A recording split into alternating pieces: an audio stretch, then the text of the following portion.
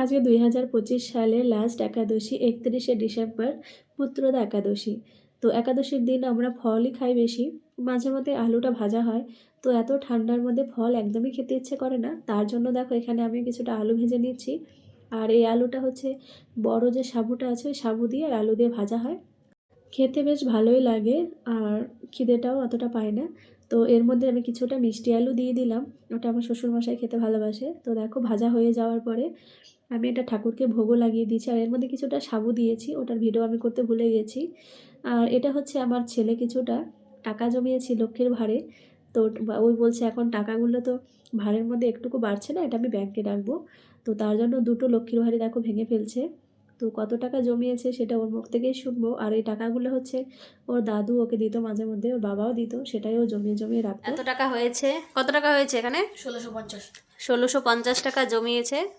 এখন এগুলো ব্যাংকে রাখবে, ওর একটা অ্যাকাউন্ট খুলে দেওয়া হয়েছে সেইখানে। যাই হোক, ধীরে ধীরে আরও জমাও নাকি।